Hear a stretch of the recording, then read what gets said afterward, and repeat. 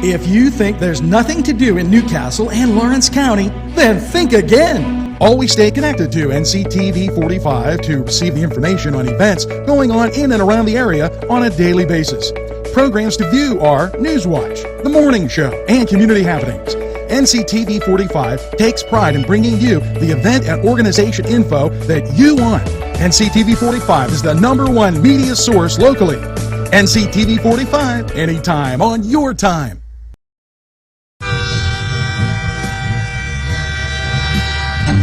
NCTV45, The Train, anytime on your time.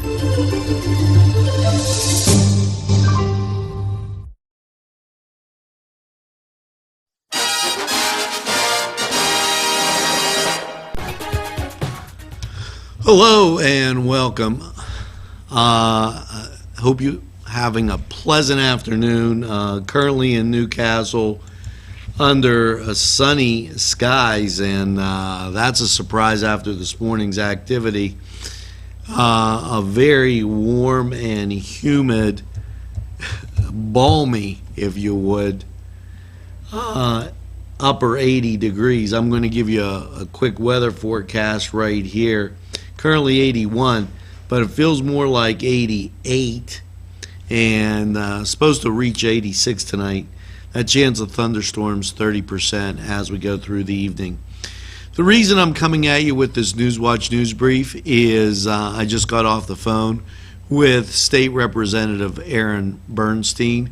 We're going to go to Aaron live, show you his take on everything that's gone down, update you on the YDC information, and share it, pass it along. NCTV45 always bringing you the latest up-to-date information as much as we can on this situation and anything else that kind of floats past the way here in Lawrence County.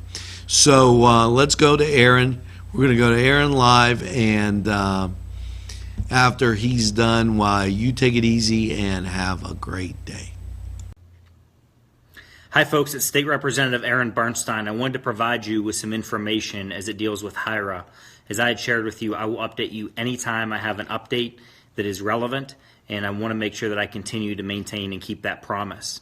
On June 30th, Asif Kumar from HIRA Educational Consultants reached out to my office. He called after business hours. We close at 4:30. He called after 4:30. It is my understanding that he also reached out to the Shenango Township Supervisors. He also reached out to State Representative Chris Sonata. As he called us, we were not able to answer the phone. Since that day, every single business day, we have picked up the phone and called Mr. Kumar. I have called him and my staff has called him, and he has yet to return our phone call. We have left a message on that every day, every business day since June 30th that he has left a message. A few moments ago, we also just called and left him another message, and he failed to respond to that information.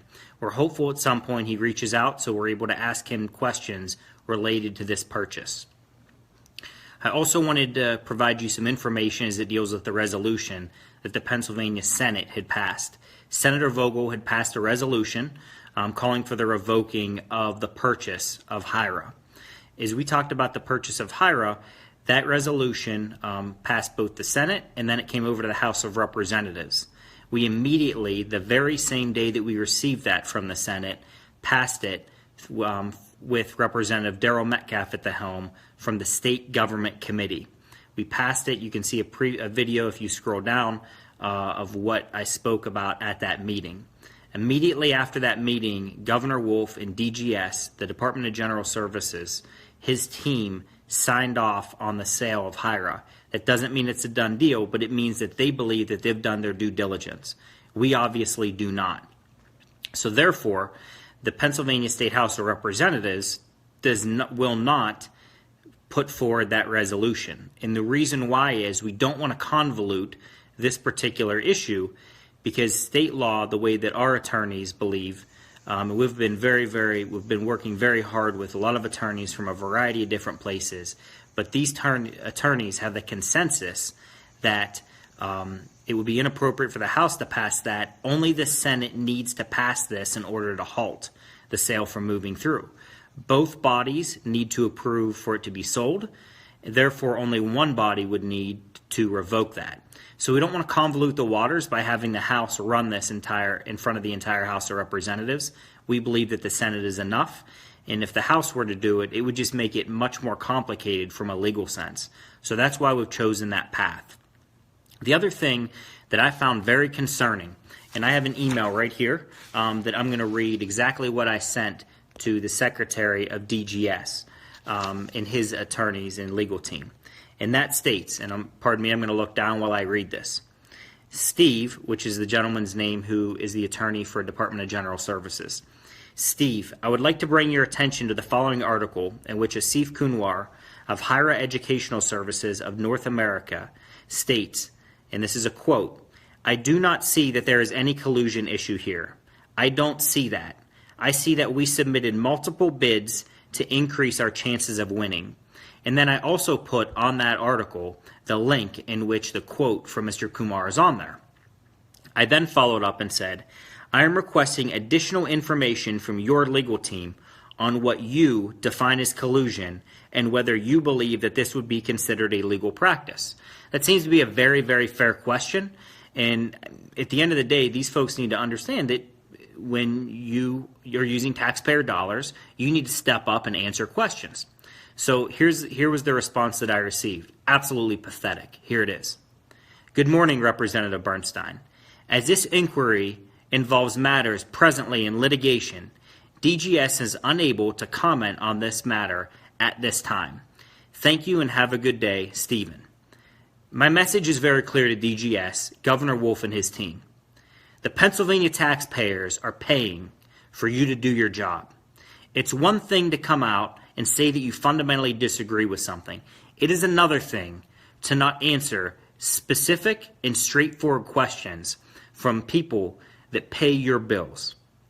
It's not appropriate, it's not okay, and we'll be following up to this email asking why they're not able to answer very straightforward and very specific questions.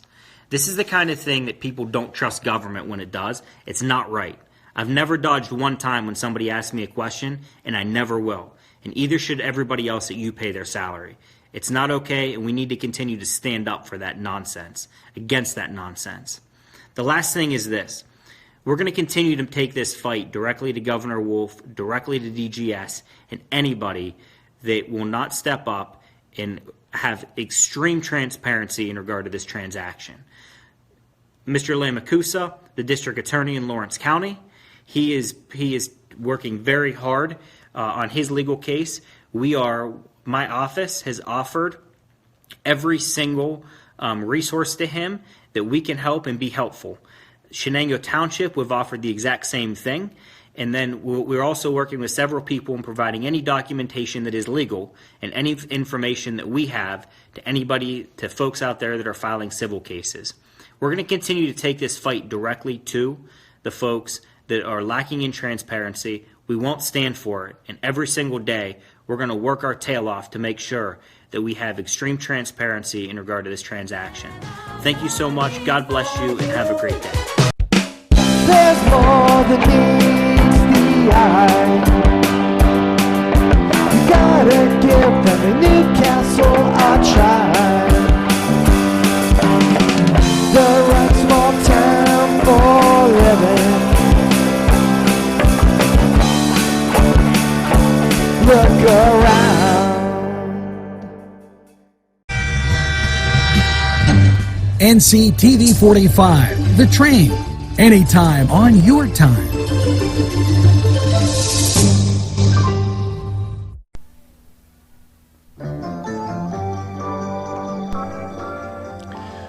Well, folks, that's going to do it for this Thursday. All I can say is make sure you tell a friend about NCTV45. They'll be glad you did. And also, make sure you get that second cup of coffee and have a super day in what I call the greatest castle in the world in the county of Lawrence. Have a great day, everybody, and we'll see you again at lunch.